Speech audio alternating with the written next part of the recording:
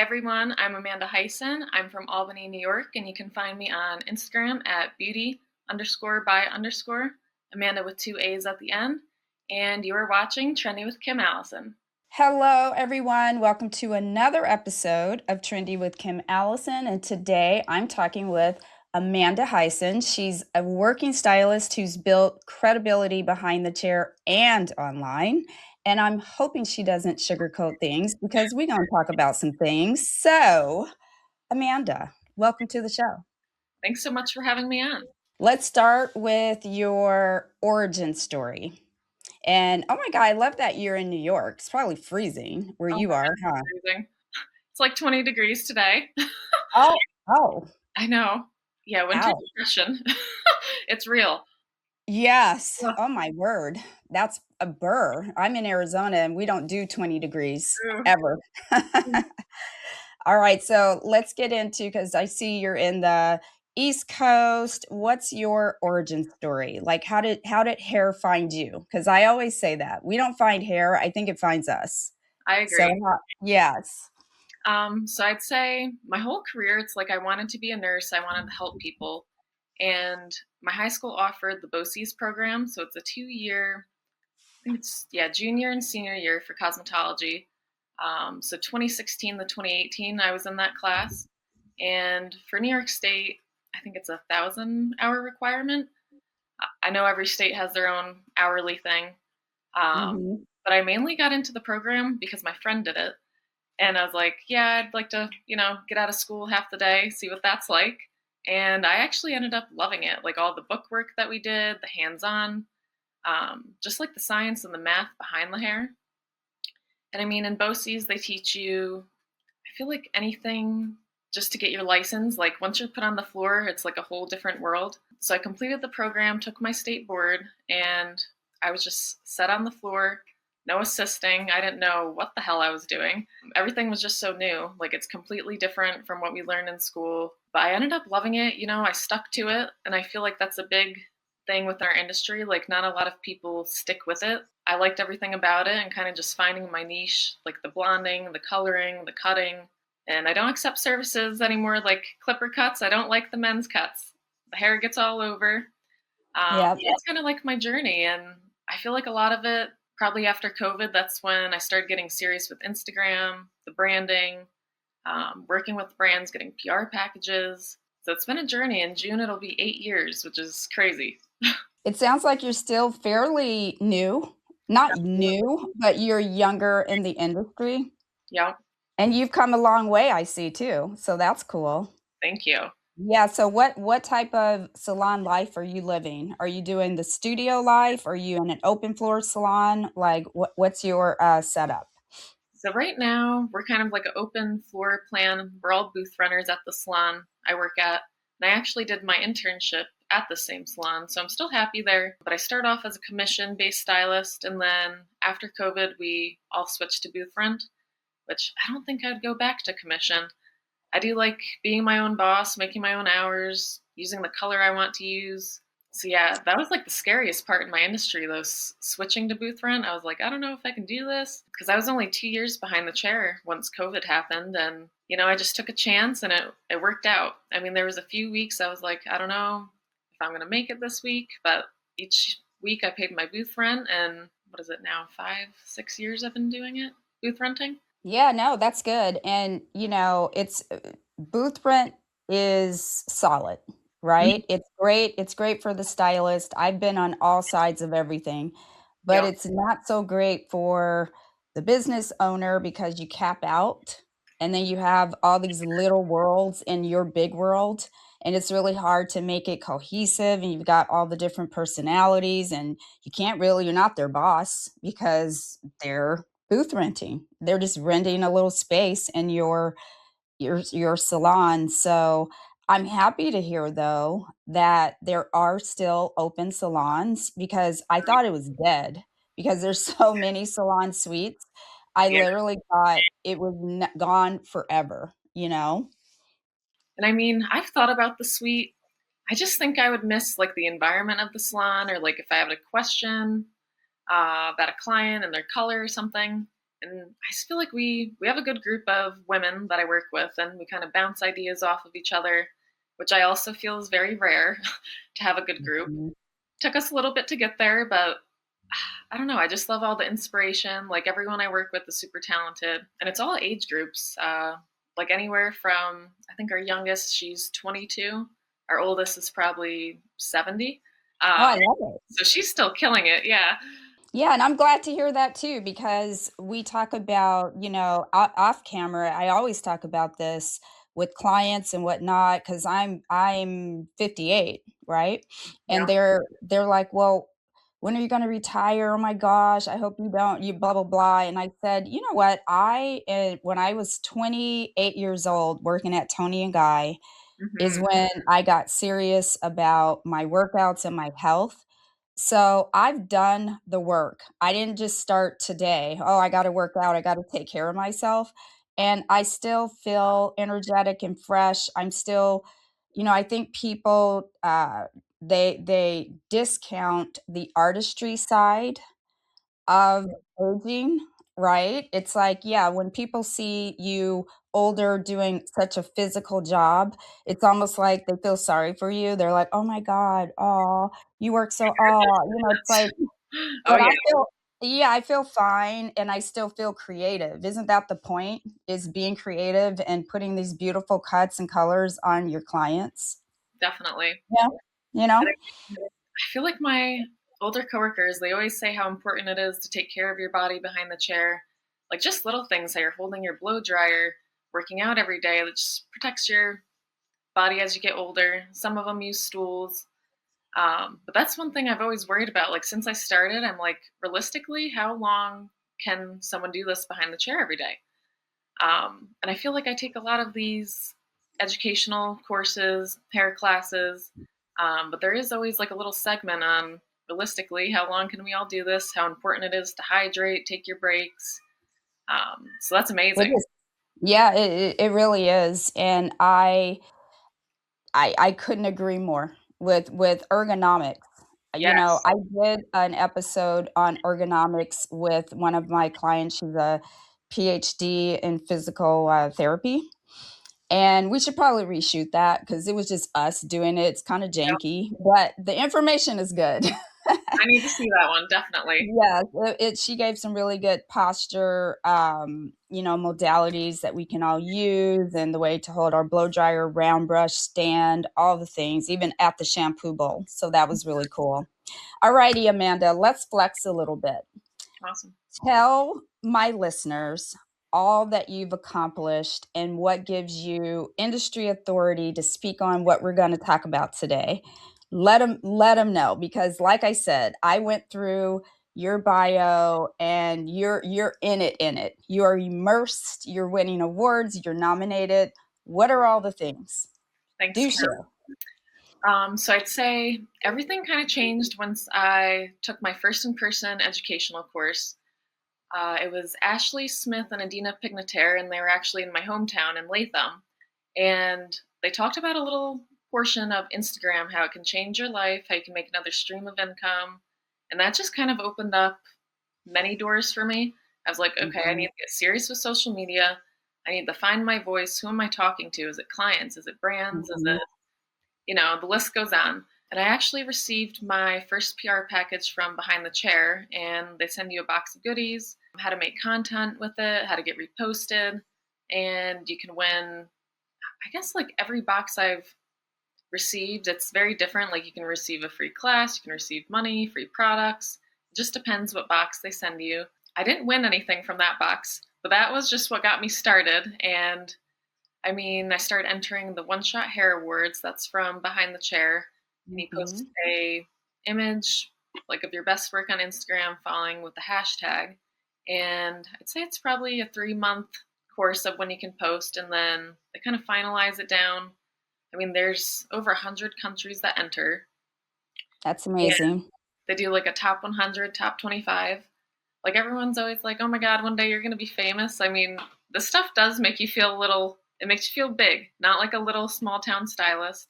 Because out of everyone in the world, I'm like, I got a top 100 nomination. I Um, I mean, that's incredible, thank honestly. you. And I mean, social media in general, they did mention it's like a whole nother job. I didn't believe it at first, but it is. It's very time consuming, but it Yes, pays off. yes, yes. So I've gotten many nominations for the One Shot Hair Awards. Every year I just keep trying to enter my best work, study what won the previous year, and try to get better each year. And then I think it was 2023, I was recognized in a magazine, the Beauty Launchpad. So I was one of the winners. Mhm. They interviewed me and sent me some goodies. And that was like one of my biggest highlights in my career, just because I'm like, oh my God, I'm published in a real magazine. So that was like a win win. I received, I feel like a lot of PR packages from different brands, L'Oreal, Redken. And I just kind of try on social media, like commenting on everything that they post, messaging them. Every once in a while, I'll just slide into the DMs and just say, hey, I'm looking to work with you. Is there anything I can do on my end? And each brand's a little bit different. Sometimes you don't get an answer, and that's okay. But I just have to remember that's like the worst thing that can happen is they say no or don't answer you. Facts. Yeah, no, you got a great attitude and you're very humble about it, which is amazing. I love that. Yes. So definitely accomplished in your short 8 years. I'm impressed for Thank you so sure. much. Give yourself the hugest pat on the back because you deserve it. Thank you. And I want to zoom out for a second and talk about the culture of hairdressing, Hmm. not just the craft, because I get the impression that you're part of the cool crowd. I call them the cool kids. I know I Kiara don't says, want to be Kim, cool, you're a cool kid. I'm like, no, I think you have a seat at the table with the cool kids. And I know I was talking to you a little bit about this before we went on. It almost takes me back to high school sometimes, the hairdressing community, because we have this social currency now, which is, social currency being the value of, how should I say this? Your value is now attached to how influential you are online, and your follower count or your online presence is how we now rate you today.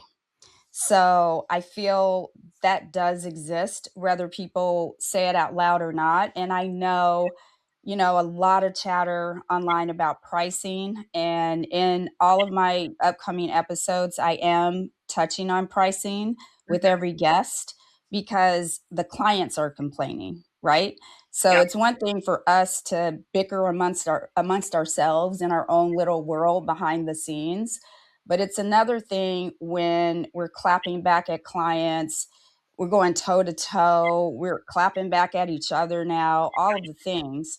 So the language now is, oh, you're shaming or you're price shaming, you're doing this. And no, there's a difference between shaming and the truth. And I think that full transparency is the most important thing, or else where's our credibility if we're just gaslighting everybody? You know what I mean? And I think we should be able to have the conversations without arguing. It's not an argument, it's a healthy debate. I Hmm. invite anybody to debate me on pricing. I've been in the industry for 28 years, so yes, I come with an opinion, Yeah, as do we all. You know what I mean? definitely. I'm not saying I'm right. I would love to not be right about some things, right? Yeah. So that's touched my spirit coming into 2026. So I really want to dive into it real quick before we get into everything. Yeah. Why I said it reminds me of high school is because I remember being that kid in high school and looking at that table, and I feel like that's now Instagram and influencers, and everybody is trying to, you know, get some level of attention or to get to that place. But I've always beat to my own drum, so I don't care ever Absolutely. about anything. Yep. And I'm like, I am my own best friend. I that's just who I am. So, what's your take on price shaming and then price transparency? So I feel they definitely go hand in hand. I don't agree with the price shaming at all. It puts a bad taste in my mouth. I don't like it because I mean I agree with you. Like the same thing in high school, it is very like clicky, and I feel like when all that hair by Chrissy drama was happening, Kim, I could not open my app. I was like, Girl, this is draining. I'm not even involved. Um, Literally. but it was just like a lot of hate, a lot of tension in the industry. But I feel like pricing, you do have to be transparent. Like anytime I do have a price increase, I'll text all my clients, like my regulars, just let them know if they're coming in. But it's always so hard to know, like, which method should we do? I Yes. mean, after listening to people explain, like, oh, I do hourly, a la carte, package deals, I honestly have a little bit of all three within my pricing models.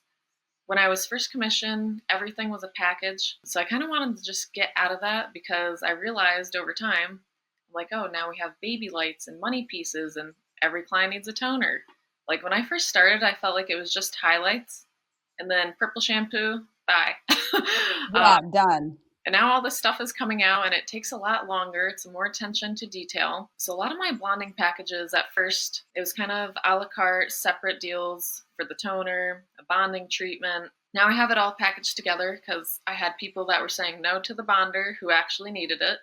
And I'm like, I don't even want to touch your hair with bleach if you're not doing that. Right. So now it's just like a no option thing. You don't have the option. You get pretty hair and healthy hair.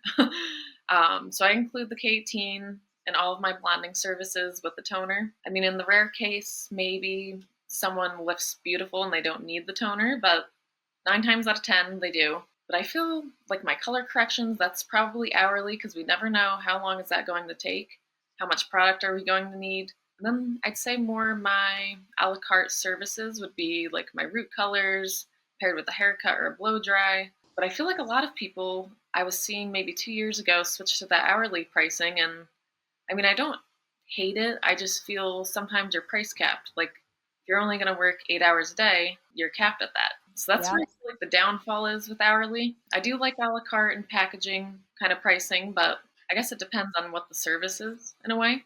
Oh yeah, yeah, and I think everybody's pricing model, and we'll talk about that a little later, is valid because Absolutely. you run your business and you know how much it costs to run your business. So you gotta set the price that makes sense for the business. I'm speaking in terms of our hairdressing community culture Hmm. with price shaming. How some feel that we should say nothing.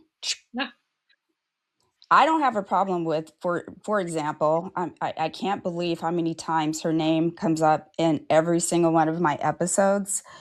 Sorry, Chrissy. I am not trying to stay on your neck. I know you're probably like, Lord have mercy, the yeah, world, please, please get off me right now. I get it. I get it, girl. But I don't care how much she charged. I mean, yes, was I surprised? Yeah, that people pay that. Yeah, it gave me great ideas for my business. But, we should still be able to have the conversation with each other and disagree in a healthy way. absolutely. I don't think anyone's disagreeing with how much you charge. I think people are disagreeing with the experience attached to that price. That's where I've settled in Hmm. all of that. And when you say one word, then other stylists come at you, Yeah. stop price shaming. I'm like, that's not shaming. I mean, what do you think? I don't think it's shaming. I think end of the day, I mean, no one, the supermarket, they don't tell us, hey, we're raising our prices. The doctor doesn't do that. So I mean, I see both sides. The only time I really will text someone like, hey, I'm having a price increase, just want to let you know, is if they're like every 6 weeks, every 12 weeks. If you're coming like 3 to 4 times a year, I mean, with everything else, you have to expect things are going to go up. Um, Yeah. and I feel like that's healthy as a business owner. You should have an increase every single year just to keep up with the inflation and just normal cost. I know some stylists, they were doing just like $5 raises here and there. But at the end of the day, I listen to a lot of Brit Siva. I've taken her Thriver Society course, and honestly, I just feel like to get to ahead of the game and give yourself an actual increase, I mean, the inflation, it went up so high. I mean, everyone charges You different have to. based on your location, how booked you are. And I mean, back to the hair by Chrissy, we know she's in demand. So yeah, I just feel like there is a lot of price shaming though when there shouldn't be. I mean, if they want an explanation, how about ask the question, not go right into her comments and be like, how is she charging this much? Exactly. I don't agree with I call it bullying, honestly. I'm like, "You're trying to bully us online to force change, and it's not gonna happen, or else we won't be in business." Doesn't make sense. I won't even lie. I'm not really on TikTok too much because I'm like, they're mean over there. They'll cancel you. Yes, they will. Oh, the TikTok sleuths, ooh, Yeah. they will, and Reddit, oh, don't go over there either. It's bad. It's bad over there. All right, let's lighten it up a bit. What's a service, Amanda, you thought would fade out, but somehow won't leave? Oh, goodness. The calico. I mean, I can't believe how many different names that has had. It's came, it's gone, it's came, it's gone. It is the one service, I won't lie, I do not like the color blocking. I just feel like I am not the right fit for that. I refuse to do them because once you want to be natural, I'm like, oh, that's a color correction. So I'm not here for the calico. It looks pretty. I'm not doing it. Yeah, you're like, "Go away, go Yeah, away." yeah. So, and for the younger stylist who in the beginning, that's what Hair Genius Academy, as you mentioned, off camera, was all about. This podcast page started off as a repost educational page. Hmm. And I've always had an affinity for newbies. I love baby stylists so, so much. And I created this podcast to educate and inspire the next generation. That could be anyone, honestly. It Yep. doesn't have to be new stylist. But what's one thing newer stylists think matters that actually doesn't matter, in your opinion? Mm, I would say at the end of the day, everyone's so wound up with social media. I feel like a lot of my coworkers, for example, they're not even on social media. They're booked every day. I mean, they're years in the industry, but I mean, social media matters, but your follower count, your engagement, I mean, just keep posting. That's what got me to where I am, just the consistency over and over again. Because I feel like even now I'm like, yay, I have 30 something thousand followers, but I don't get views on my reels. My photos, they do great. At the end of the day, I have a full book behind the chair, which I'm grateful for. Can't complain on that end, but everyone's very caught up because it's always in your face every day, every minute. I think maybe 5 years ago, follower count really mattered, and that was like something everyone was always checking. But I just feel like at the end of the day, you can have 500 followers. That's still 500 people that are following you to see your work. Um, I'm telling you. yeah, and it's so Yeah, I'd say validating. when did 40, you'll get 40 likes on a post Yeah, and then go, "Gosh." And you're like, "No, that's 40 people." Do you know how many people that is? literally. 40 people. That's how many clients you probably see in 1 week, you know? Insane. That's incredible. On that same vein, what's one thing seasoned stylists forget does matter to baby stylists? I'd say education. Not that all, senior stylists are up to date, but I feel like there's a million different ways to do something now. The innovations are always changing, the techniques, like the bonder that's coming out. Mhm, So I mhm. just feel like getting out of your comfort zone. Like even this, you and I doing this podcast together, I was a little nervous, but I'm like, this is how you grow. You got to get out of your comfort zone. You just got to do it. Absolutely. And I think a lot of times too, seasoned stylists don't realize that, that's what this is all about, right? Like bridging the gap, like being the conduit for baby stylists to seasoned stylists so that we all understand each other at all times. Absolutely. And I think that sometimes when we're seasoned, we don't understand how intimidated a baby stylist can be. Hmm. And so when I've had baby stylists on and their favorite influencer, for example, and they're just starstruck in awe, and they go up to the influencer and they're rude. You know, Yeah. what that does to a baby stylist and how demoralizing that can be. You know what I mean? Yeah, it's pretty sad. We were talking a little bit about social media. Do you think social media has made hairdressers more confident or more anxious? For me, a little bit of both. uh, Mhm. because I try to be consistent as much as I can, but it's like the days where you have so much going on and you just don't get to it. Those are the days I have anxiety. I'm like, oh my God, I didn't make my post today. I'm not engaging or networking with my friends, the other stylists. And I just feel like it is like this constant pressure almost. 2026, I'm trying to be better. Like, I do have a life, I am a human, but at the same time, it's so hard to balance. Like, I don't even know. I believe in work life balance, but I just feel it's so hard to get to that point and be consistent with it. But I feel like social media, Absolutely. it's a whole second job. Yes, it is. Yeah, Yeah, yeah, yeah. And do you think there's pressure now to look successful because of all of that? There pressure now to look successful before you actually are? I feel like there is a little bit of that. I feel definitely. I mean, social media shows all the good, the happy, I feel like not the real concept. Just come as you are, you know what I mean? And Yeah. I feel like that's kind of my like motto. I always say, "Come as you are, leave as you want to be." That's kind of how I built my brand because we're all human. I mean, at the end of the day, I just feel social media definitely has paid off for me. Like it's brought me lifelong friends, so many opportunities. But you just have to put the work in and stay consistent and not give up. I mean, every once in a blue moon, I will take a little break here and there just to get like new inspiration, get a refresh. But it is like a constant pressure. You got to do good. This post you worked so hard on has to do good. But what's funny? It's always the ones that you just do it real quick and upload it, and then they get so many views. And then voila. Yes, yes. Let's talk a little bit about money and the mindset behind money as it pertains to what we do. Because as you said, and I've often said, a loaf of bread doesn't have to explain itself.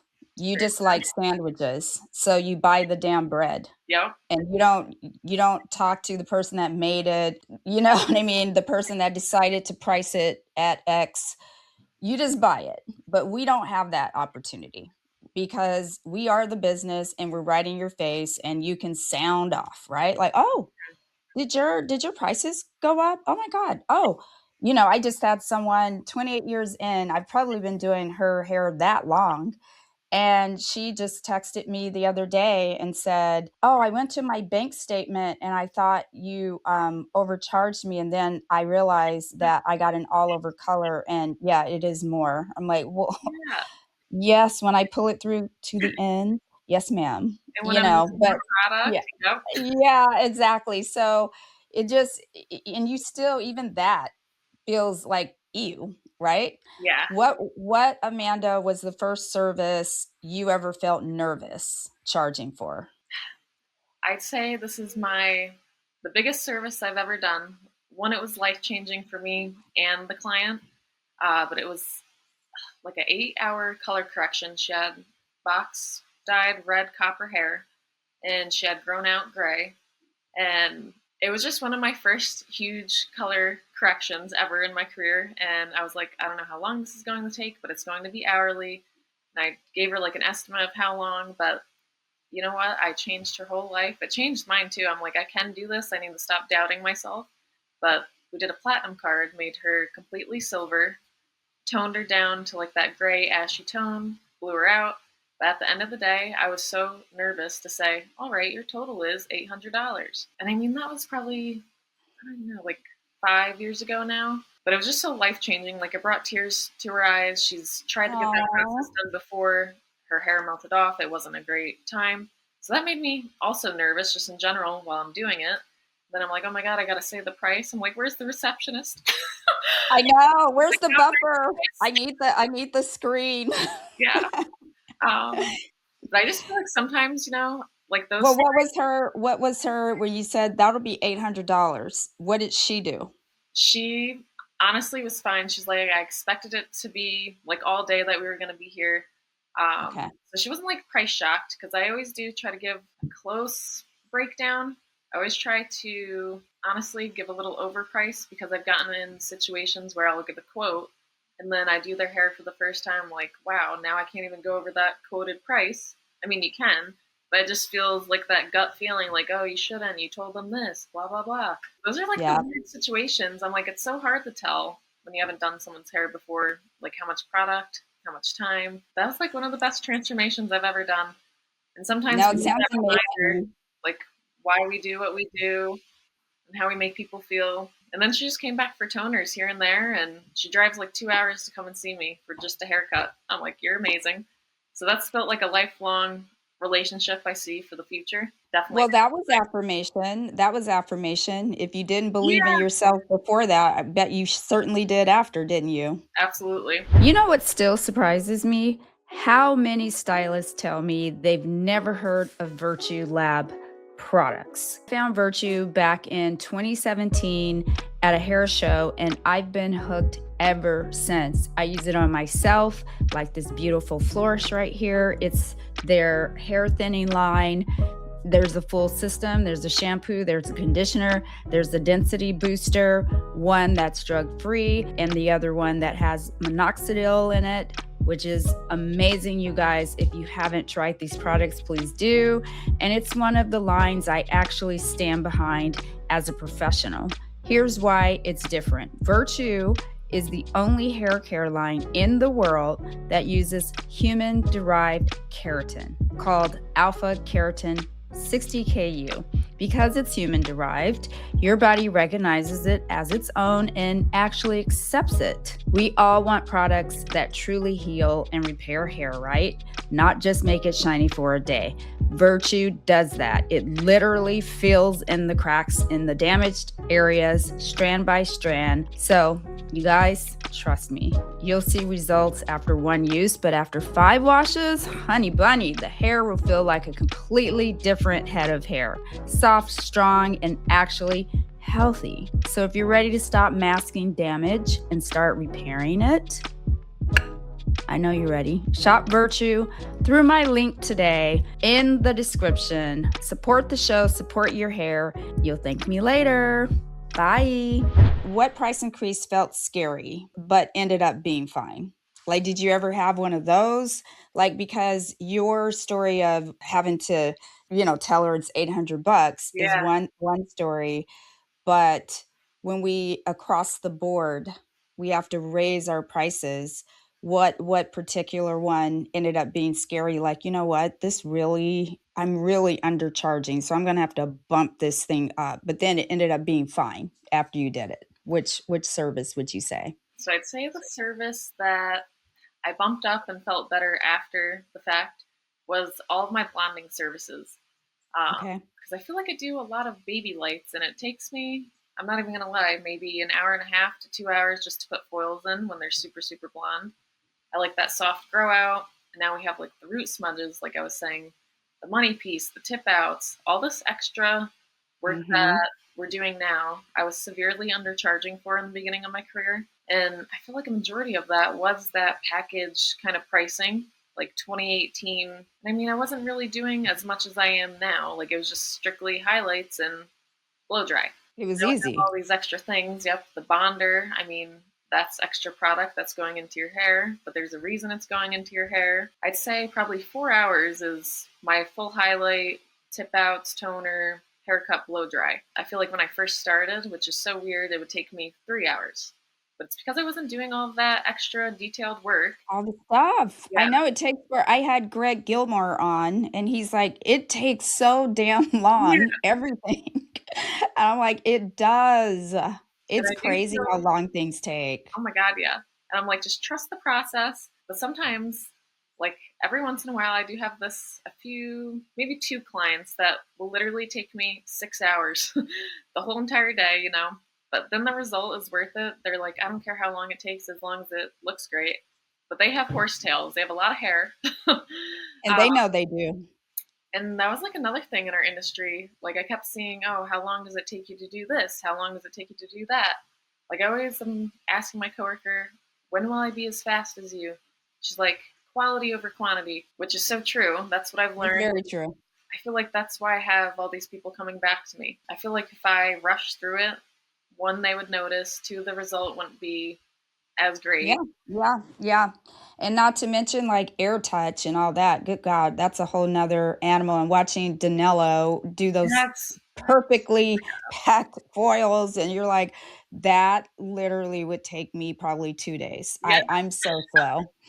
What do stylists tend to undercharge for the longest? Like I feel undercharging for root touch-ups. Do you ever do just a Yes. root touch? That is I an was thinking the undercharged. same thing.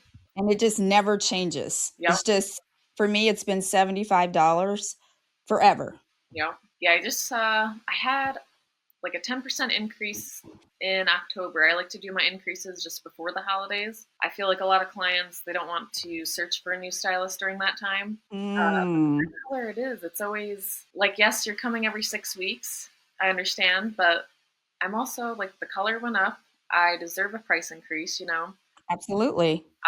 So I agree with you. That's one of my hardest ones to increase just because I do have so many regulars. And it's one of those services that, especially if it's gray coverage, Yes. they need it so often. Yes. It's like, God, I mean, who would want to pay more than that? Absolutely. You just start doing it yourself, and I wouldn't blame you. You know what I mean? Yeah. Like, it's one of those. What's more uncomfortable, raising prices or enforcing policies? You know, I'm going to go with the enforcing policies. It is hard for me because You don't set healthy boundaries, Amanda? I take it. I try to. Like, I do have a cancellation policy. Okay. That one's To be tricky. honest, Oof. yeah, this is the one thing, I guess, out of like the boundary issues that I do struggle with because I'm like, I am a Mhm. human.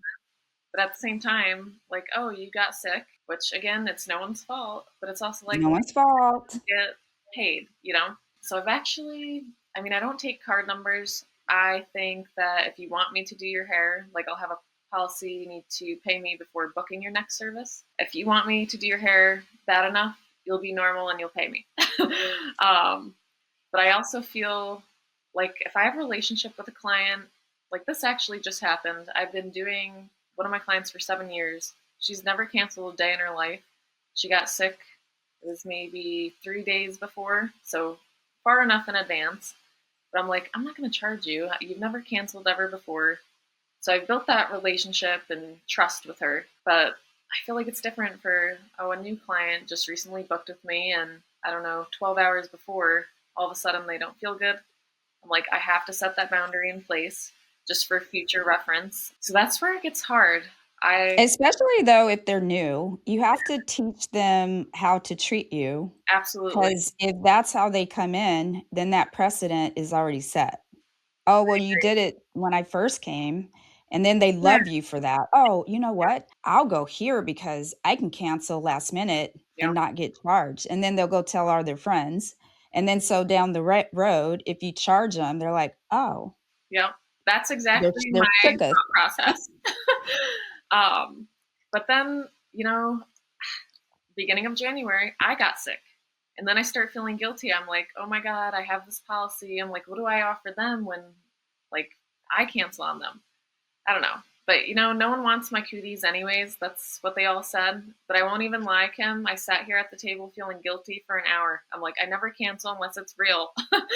You Like, know what? We oh, do. and that's like You another know, and I think thing. they don't realize that when you feel I had a client come back in on Saturday from this previous because I said, "Your bangs, I need to go back in and I need to adjust the toner." Like, I tried something, it did not work. She loves me so much that she's like, I like it." I'm like, "I don't. Yeah. Get back in here. Do you know I lost sleep? We have nightmares." Like, Yes. if we you know what I'm saying? I don't think they get that Absolutely. part, And I feel which like is that's so, why I think these next few questions, we need to speak directly to the client. So if you're watching clients, because I have a lot of clients that follow my podcast, we're talking to you. So, Amanda, what's something a client says that immediately raises a red flag? no one can do my hair right. Oh, That one always gets me because I'm like, no one. Why am I the solution to that?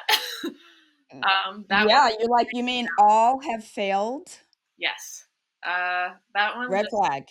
yeah, instant turn off for me. Anxiety, Yeah, if like you the hear whole that, number. clients, red flag. Yeah. Sometimes, like, yes, it is true, and they just need to feel like comfortable in the chair. But it's just when they ongoing just keep saying like, she didn't do this right, she didn't do that right. Now I I'm really know. I'm like, ooh, I better do this right, or I'm gonna be the next one getting talked about. That's what kind of freaks me out. It's true. It's true because if you're talking about somebody else to me, that means you'll talk about me to somebody else. Absolutely. It's just the way it is. Yeah. What's something clients say thinking it's harmless, but it isn't? What do you think? I'd say talking about how much we charge, which, again, yes, harmless. Everyone has their opinion, but at the same time, it's almost like that respect factor. Okay, if you do want it cheaper, let's do this instead. But no, I want the full works. Okay, then you're gonna have to pay the full price. So 100%. I understand everyone has a budget, but at the same time, it is a luxury service. Like, you don't have to come to me, which I feel that took me a long time to understand. I'm like, it is luxury. That's we got shut down during COVID. That's why we weren't open. It's just that constant reminder. You got to keep that in your head. Yes, it is. Yeah, absolutely. I agree with you. I would probably say that would be my exact same answer as well. Have you noticed clients becoming more educated or more entitled? And what I mean by that is they know the language now, right? Yeah, Because they follow the same influencers we follow. It absolutely. is, I mean, when the I'll just say HBC. I can't even say the girl's name anymore. I Yep. can't. I'll just say the acronym. When that whole drama exploded, I had non people that in my family, they're not even in my world asking me about this. And then clients coming in asking me about this. I'm like, wow, you guys are in it in it. And Oh so they know the terminology that we use. They know balayage and baby lights, and they know it all, root tips, root shadows. And I feel like because they're more educated, that's a loaded question. Are they more educated or more entitled? I think the education has made them entitled, I agree that with you. you should be able to perform X. Yeah. The worst thing is when they go, I could probably just do this at home. um, which I'm like, that's a whole science. Like, do what you want, no pressure, no judgment here. But at the same time, nothing is worse than having clients sit down and then they're like, do exactly as I say, which then I am like, go do it at home then. Yeah, I don't know. That one, I agree with you. Like the entitlement built off the education. Like, yes, it's good to educate our clients, but at the same time, I don't think they know exactly what is happening in our hands, what we're watching, what we're seeing. So that one is just, it is tricky because I do feel a lot of my, I'd say 25 and up, they're more on the educational side. Like they ask me the questions, what should I do at home? I'd say my younger set of clients, they're on TikTok using this hair care, oh, that hair care is bad. Just like all these ratings just on TikTok. I'm like, we can't believe everything we see online, first of all. And second, I'm like, I'm here for any questions. Like, again, no judgment zone, but those definitely go hand in hand. Oh, Yeah. 100%. And one of the best pieces of advice I got from my mentor, Jerry Watkins, Yep. amazing hair color cutter. I started at Tony and Guy, and it was departmentalized back in those days Mhm. where you had to choose between one or the other. I was better at cutting and enjoyed it more, was more creative in that space, so that's what I chose. But he told me very early on, never let a client take your comb Yes. out of your hands, and Yes. that could apply for a cutter or colorist. He said, "'Cause once you do that, you've lost control of the service, Agree. and it is gonna be all bad, the outcome. You don't know where you're going. You lost your map. You just Oh, pour yeah. water on it." You know what I mean? That recently, I'd say, I think this was November. We had a walk in, a new client. I'm not going to mention the names, but it was a root color haircut. And again, back to what I said early on, I was like, I don't do the clipper cuts. I don't like the shorter. I just feel someone else can do that better.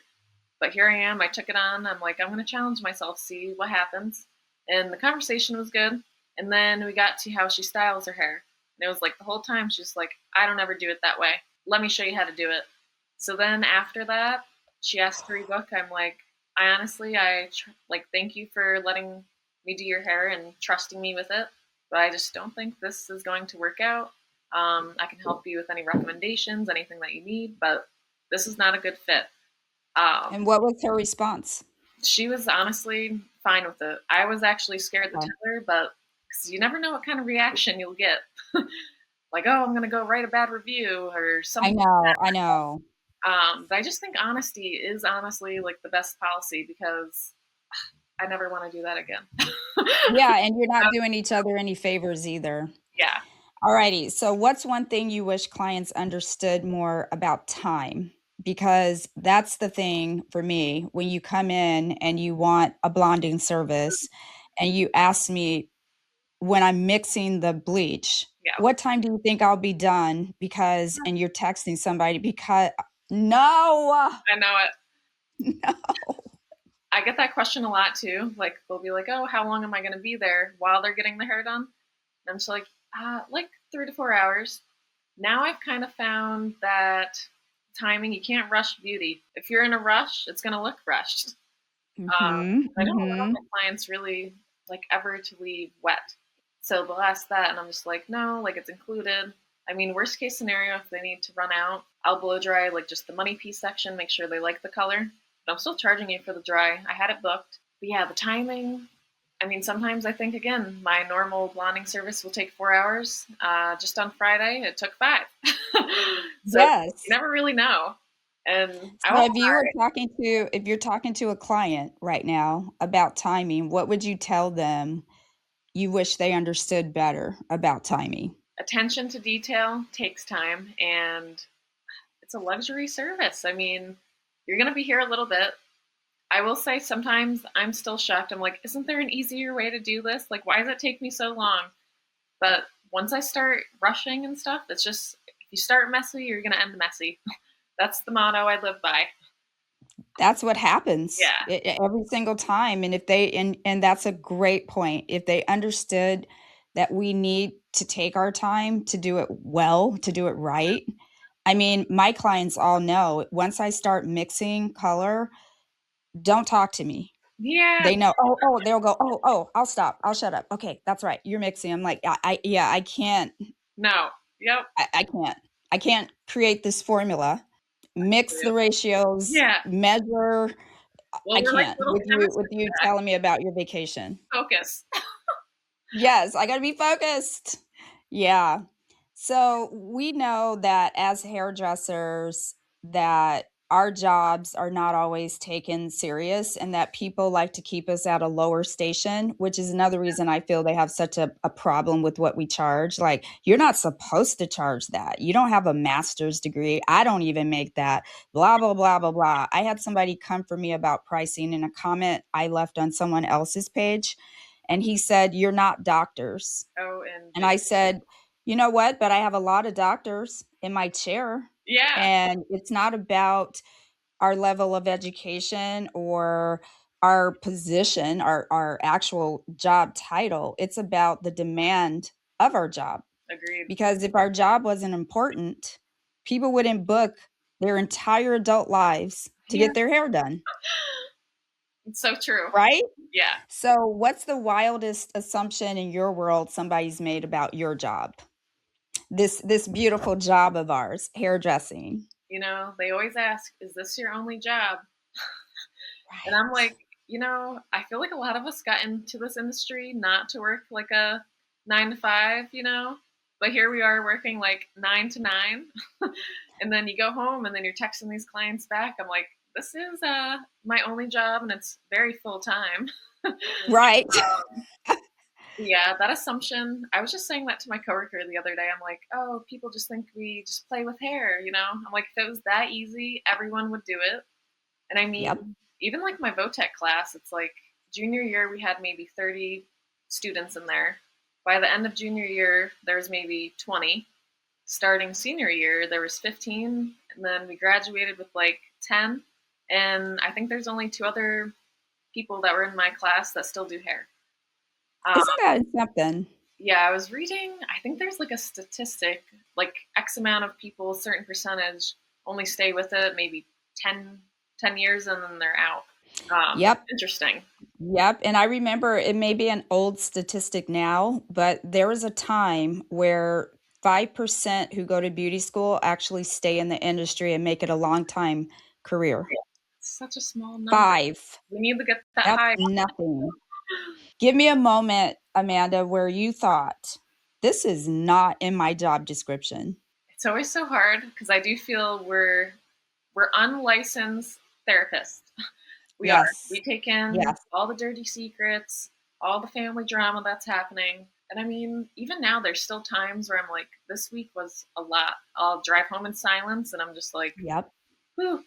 Um, again, we're all human. And that's like, again, that trust factor. I'm like, they're not telling me this just like anyone. They trust me with their lives. And sometimes, Yep. again, it's like a lot of pressure. I'm like, whew. Sometimes I have to tell them, like, hey, can we take a break on this topic? Because it is a lot. And I feel like this industry, like, we're businesswomen, we're hairstylists, we're photographers, we're our own CEOs, we're social media people. Like, our job title isn't just we play with hair.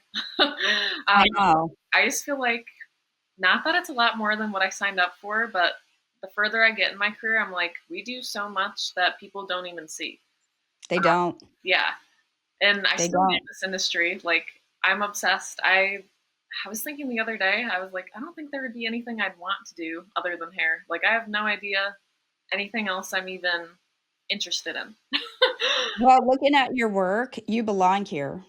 Thank This is your gift, and people appreciate the use of your gift. I'm sure every woman walking into your salon that sits in your chair is so grateful that you chose this you. Yeah, career. So, yeah, and you're good at it. thank That's you. good. What's part of your job? What part of your job has changed you most as a person? I would say working behind the chair has given me a lot of patience.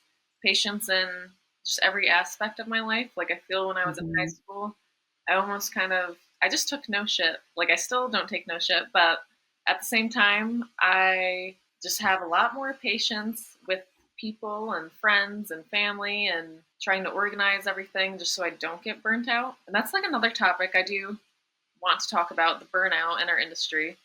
Like, I Yeah. feel between all of it, like, it is a lot. Like I just said, all of our different job titles, but burnout definitely is real. Like, I find myself when I am getting in that mood, I have to do something that inspires me, whether it's a new look behind the chair or if I need to step away from behind the chair and just read a book or take a day off, a spa day, anything, I'd say, in that department. Do you think that people are burning out more because of I mean, I love social media and I hate social media because it's the It is a love hate. exposure is yeah, the exposure is amazing and the exposure is also what is exhausting Yes. because you have to put on this air constantly. Is burnout worse now than it was when you came into the industry, or do you feel it's just been a thing with hairdressing in general? I'd say I feel like it's always going to be a thing with hairdressing in general. Just because, one, as a booth renter, it is kind of hard, or a business owner in general, to just balance that life. Mhm. But I feel like now I do have a better idea of, like, when it's happening, when it's coming on, and I just need to give myself a break, not try to do more like usual. So yeah, and just taking the time that you need. 'Cause, again, we're all human. Yeah, no, that's really important. What advice would you give your first year stylist self about money? Like if you can go back to when you started, because now 8 years, Oh yeah, you're in it, right? I What would you have done different in the beginning on the money side? I'd say definitely open the retirement early as you can. I still did it early, but I feel like everyone just kind of feels like, oh, I wish I did it They sooner. got time. Yeah, Mhm. and just like more saving. I felt like I had a little spending problem at first. I'm like, oh my God, my Mhm. first big job, I'm making a lot of money and was treating Mhm. myself a little bit too often, but sometimes that's needed. And you thought that all that money was yours, you Yeah. forgot about, And I was like, oh shit, quarterly taxes and retirement yeah, savings and definitely. yeah. What's something you didn't realize you need emotionally in this career? I'd say just the relationships, honestly, with my clients that I've been building. Like, I always say, oh, like, we're the therapists, but you know what? Sometimes they're my therapist too. And I just confide in them, like the people that I do trust, which I like that. I enjoy that. But sometimes that's what gets me in trouble, the talking. I'm like, I'm slowing down a little. Oh, Oh, talking does make you slow. yep. Isn't it crazy? Yeah. I love that. I love your perspective on everything. It's been a lot of fun. I love picking the brains of other hairdressers. It's been so fun. So, if you've watched any of my other episodes, you know I am the self proclaimed queen of games. Love it. And nobody gets out of here without games. This one I'm calling because of all of the 2026 of it all, price shaming, us, all the things. I'm calling this Dear Clients Ooh. because I want them, I'm going to describe something without naming it, okay, to you. Yep. You're going to try to guess the riddle. I've created all these riddles, okay, which should be fun to see if you actually can. Perfect. Then we'll reveal what it actually is, and you'll expound on the answer, keeping it short and sweet. Are we ready? Oh yeah. All right. This costs nothing up front, takes time, and if done poorly, ruins the entire experience. This is the consultation. Oh my God, you got it. Yay! I love that. I was like, "Oh my god, are these gonna be hard?" And, do you think clients mentally value this or just expect it? What do you think? So I feel half and half. Some people definitely value it. Um, and I feel like even behind my chair, the consultation is complimentary. But I feel like if it's taking a little bit too long, you know where Mm, you're headed. It should not be mhm. over an hour. I feel like 30 minutes, 15 to 30, that's like the sweet spot. Yep. My client are like on the same page, but consultation is key. Yes, love it. All right. This cost hundreds per year, isn't optional, and if skipped, we get publicly dragged. Oh man. Ah. Hmm. This costs hundreds per year, isn't optional, and if skipped, we get publicly dragged. I feel like, is this your taxes? Maybe. It's education. Education. Yeah. Mhm. Agreed. Yep. You're not paying for the class, you're paying for the mistake, clients, because if we don't know how to do anything, Oh, yeah. it's not gonna serve you. Any further thoughts on that one? I always say in this industry, you are a forever student. Like, again, everything's always changing.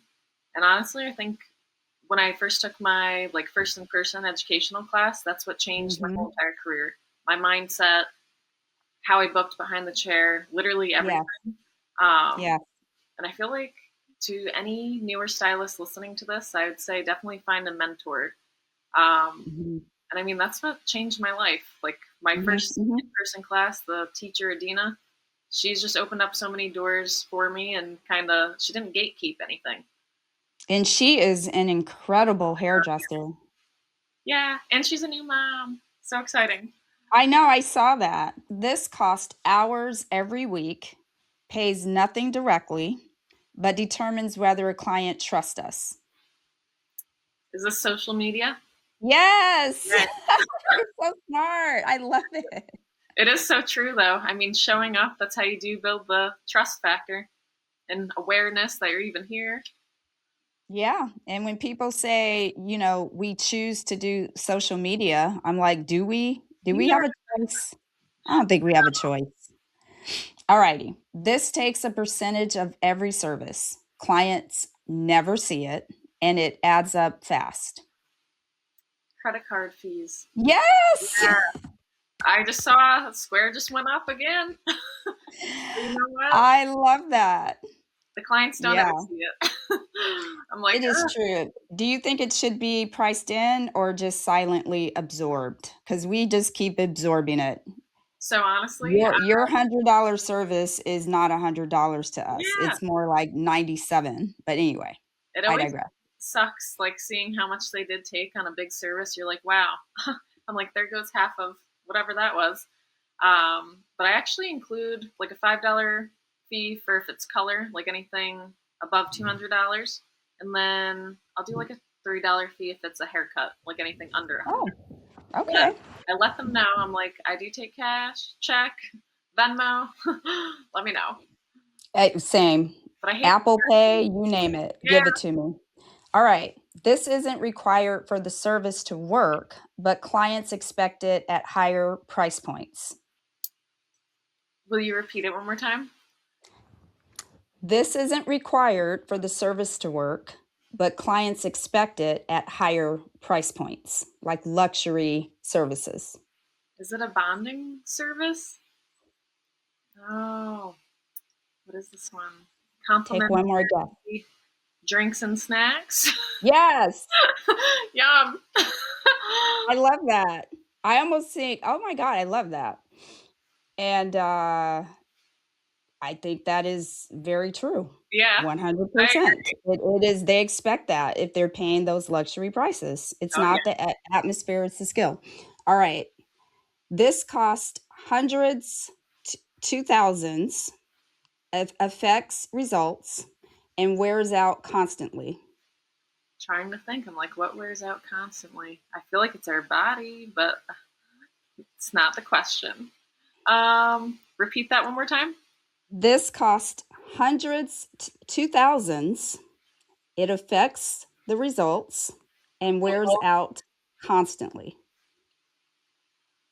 I'm stumped on this one. Our tools, Yes. blow dryers are Yep. $400 for some reason these days. I know. That Do was you a remember good your one. $60 blow dryer and you're like, "Oh, that's kind of cheap. Let me get one." This was 120. And then like, It's 450. yeah, it's insane. I That's mean, nuts. I just feel like that's another thing clients don't understand. Like even my shears, I'm like these things were like $1,200 because I'm left-handed. Yes. I'm like you're Yes. charging more for being a lefty, which is crazy. I didn't choose this Yes. life. I didn't know they charge more. Oh yeah, yep. I'm like, yeah, it feels like the green eye, blue eye thing, you know? True. True. Yeah, I don't know. I need to understand that. Like, why do they charge more? It could be a reason. I don't know. It could be, maybe because they're so rare, I they're think less so. of you, Yeah, maybe. Um, I know my curling irons, my flat irons are 250, 280, 300. I'm like, yeah. "Wow." I mean, but you know, we're talking to clients. You don't want surgeons using dull tools. Heck no. So we gotta we gotta get the tools, Oh you yeah, know, and where do who absorbs these costs, right? Gotta run the business. All right. definitely. This we have three more. This goes up every year, directly affects service cost, and we have zero control over it. Inflation. Oh, Color and product inflation. oof. Mhm. Yep. It is crazy. Supply chains, acquisitions, inflation, it all lands on us. All of it. It is amazing to see my receipts from like 3 years ago versus now. I'm Mhm. like, wow. Ain't it something?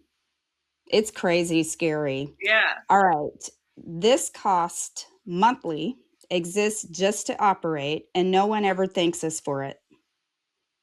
Hmm. Our booking systems, maybe. That is one. Wi-Fi, subscriptions, and software. Yeah. Mhm. You don't see it, but the business doesn't run without it, clients. Agreed. Like when I first started, we had the paper book, and I remember every day I'd have to call everyone to remind them. So it's like I appreciate the booking system, but yeah, no one sees that or thinks about it, and they're kind of expensive depending on Yeah. which one you choose. You know? Gloss Genius, it ain't cheap. Yeah, everyone's talking about that one right now on social. Oh, really? Seeing, What yeah, are they saying about it? I think they're switching to it, and it just runs smoother, less. I don't know what they call it, like downtime when they're updating the app and stuff like that. True. Yep. That is true. I mean, there are some nuances that I think they can still work on. Yeah, Like I had Acuity before through Squarespace, and that's really not for hairdressers at all. yeah. But it did, like, for example, one of the biggest nuances on Thursdays, I come in on the half hour. Hmm.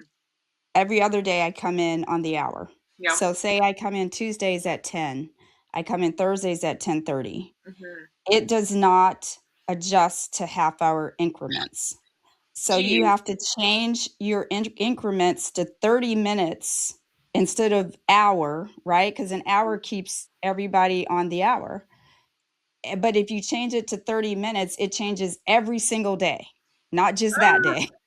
So I get so many gaps on Thursdays Yep. because my 10:30 is now booked at 11 and it throws the whole day off. That is a nuance. Yeah, But it's just everything that else is extra good. step that you have to do. Ugh, that would drive me Yeah. nuts, though. It would. Do you online book? Like, let clients book Yeah. appointments? 100% Okay. online booking. Mhm. Well, that's something I'd like to get into. I haven't done it yet. You Um, don't book online? I book online, but I don't let the client book. Um, Oh, you don't. They no, have to call you. yep, or text me or something, or like book at the Oh. next service. So I will say that's one rabbit hole. I'm like, how do I manage so they know exactly what to book and they're not booking like a highlight service when it's a color correction? So that's like my You next can step. build all that you can build all that in, Yep. and, I can give you tons of tips when we wrap, 100%. There's Cool. so much you could do. I'll take Mhm. everything I can absorb. Thank you. Yes, I will. Okay, last one. This costs nothing on paper, but everything over time. Repeat it one more time. Mhm. This costs nothing on paper, but everything over time. Is it our bodies? Well, Yes, our physical yeah, wear on the body. real Mhm. thing. I mean, I'm only 25, but even just after 8 years, I can feel the difference from, I mean, when I first started doing this consistently, like, oh, Mhm. even my first day just standing behind the chair, everything was so sore. So that's Yeah. something you have I to mean, the contortion of it all. You have to learn how to make your client contort, absolutely. because if I'm hovered over all day for 8 hours, you hover client for 15 minutes, and then you can sit back up. You do it instead of me doing it all day. So all that was the end of my game. How did you like it? I loved it. That was fun. And you're good at it. That was a hard one, though. When I was like, Yeah. You're like, "Ah." So clients, because that game was for you, mhm, when you ask why a $50 service is suddenly $100, this is the part of the bill that you don't see. So we're just letting you know, mhm. right? So Amanda, what in closing would you change about our industry in 2026? If you could change one thing, what would it be? I'd say just like the pressure factor of being perfect. Like everyone, I just feel like they're always trying to be perfect. You can't have a flaw. You can't do this. And back to like the show up as you are and leave as you want to be. That's kind of the vibe that I give in my salon with my clients. Even on my Instagram, like Say it one more time. homeless, come as you are and leave as you want to be. Oh, I love that. And like sometimes I mean, I do overthink social media, but sometimes I'll get on my stories, right after a workout. I'm like, I don't care. I'm like, this is me. This is who I am. If you don't like it, then see you later. Yeah, that's it. Yeah, That's it. Like, we're all walking around in glam. Come on. I know. You know? Yeah, That's not real life. Anything exciting that you have coming up that you can share? I saw that you are now a Moroccan Oil brand ambassador, right? yes. I am so excited That's about that. exciting. And that's another thing with social media, like different opportunities and how they can get to you. I've been messaging them in their DMs probably for like 3 years now. I want to give away, I think it was from with Behind the Chair when the color line first came out for Moroccan Oil. So I've been using their line for a long time now, but I'm always like, do you have any tips on how to get featured on your page? Like just in their DMs.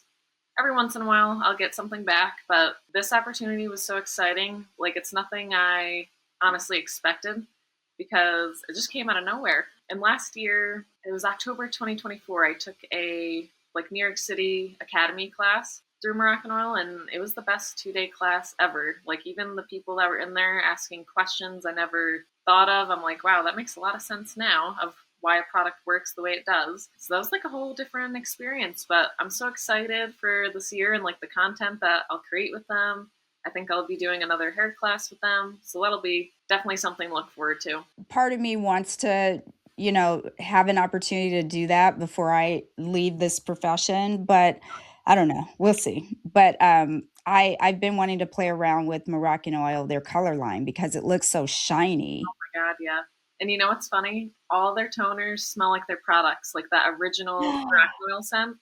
It's Really? I'm like inhaling the color, but I can't be doing that, because back to our bodies. But it does smell good. And it's not, Yeah, that's funny. yeah, a strong hair color smell. I love it. So they have gloss that would you compare 'em more to a Redken or a Schwarzkopf? So I haven't used much of Schwarzkopf before. Okay. You've I'd say never used the Vibrance then. Okay, got it. never. Their toners are pretty similar, I'd say, to Redken, but it doesn't have like that drying feeling after you rinse it. I do feel Redken's a little bit more translucent. The Moroccan Oil seems to be a little bit more on the opaque side. For the Rich. gloss, Mhm. their lightener I love just because it lifts up to 9 levels. The consistency is always perfect. But I'd say it's pretty similar. I don't know if you've tried L'Oreal Blonde Studio 9. I've not tried it. Mm-mm. That one's a good consistency. It lifts well. So yeah, the only thing I haven't dabbled too far into was their permanent color. I don't know Mm. why. I just don't love messing around with permanent like gray coverage. So I'm like, then I'm gonna create a color correction for myself. I'm easy to What's your favorite color line? Or do you use L'Oreal? I've been using Goldwell for my permanent, which Oh, Goldwell. They yeah, have the that's whole the OG. bottle and Yeah, the yeah, can. that was a whole learning curve for me. Because I'm like, oh, now we're going in milliliters, not ounces or grams. That's weird. Yeah, I'm like, "Oh, no, I just can't bring myself to it." Yeah, I do Redken and Schwarzkopf, but I am kind of, leaning toward wanting to try Moroccan Oil because I believe Greg Gilmore, my last guest I had on a couple of weeks ago, uses Moroccan Oil as well. it's just very high shine. I mean, the Goldwell, I do think, I don't know, I've been using it since I first started booth running. Like, it's nothing even against Goldwell. It's just, okay, now I'm comfortable with it. What's next? So we'll see what's next to come. But yeah, I'm super excited about this opportunity. And I think 3 weeks from now, the Danger Jones, they're having their Danger Fest. So I'll actually be meeting Kiara. We're going to room together and we're going to experience that for the first time this year. So that's exciting. Oh. Oh, that's gonna be so Yeah. much fun. Yeah, I like going to all the different hair shows. But I'll be honest, they just keep getting me out of my comfort zone. I mean, now I'm going to a whole new country. First, it was across the country in LA, but Where's it at again? Did I miss that? What country? Cancun, Mexico. Oh, I've fun. never been there, but I'm like, I can't wait for That sunshine. looks like a really cool brand. Like, I have a class next, Monday with, M. Chen. Oh my She's God. coming, Oh, and, she's amazing. Jacob Kahn, Ah, maybe. I'm They're coming to jealous. Scottsdale. Yeah, so I have a class, and then I'm also gonna go to Newport for the Hairbrained, Creator Con. Cool. Wait, when is the hairbrain? That's, February 28th through March 2nd. Wow. I'll have to look into that. I've You only should come. been to the behind the chair, like a big hair show. Like I'd love to do the Hairbrained, Premiere Orlando. Yeah, M Chen, I mean, her Instagram, that's a perfect, like free resource. She posts so much education. Yeah, yeah, I heard she's super nice, and I'm excited to meet her, and also another person or, guest that because I always have my people that I my dream guest, Oh yeah. right? Every guest is a dream, but you also have those that are really, really big influencers that are done huge impactful things in our industry that of course you'd want to have a conversation with. And one Absolutely. is the couple that created Pulp Riot and now they're Danger Jones, right? Yes. Yep. That couple, I would love to have them on this podcast. They need to get on here. Put They a good word in for me. Oh, absolutely. I mean, they just inspire me so much because, I mean, they've already had the color line, they sold it, they started this one, they have the community now, And it's so all badass. over, writing books, producing movies. I'm like, I don't know how you guys get it all done, but it's just so inspiring and it just shows you like hard work pays off and if you keep going, like the cycle, it's never ending. Well, thank you for your time. It was so much fun having you on. I could literally talk to you all day long. I literally could. And This I is so hope fun. that you come to Creator Con Yeah, because I'm going by myself. So, that's amazing. Getting out of that comfort yeah. zone again too. Oh, yes. So I might That's have right. to. I might see you there. Yes, exactly. All right, girl, I will talk to you next time because I know I'll have you back again sometime down the road. That sounds great. Thanks so much for this, Bye. Jen. Bye. Have a good day.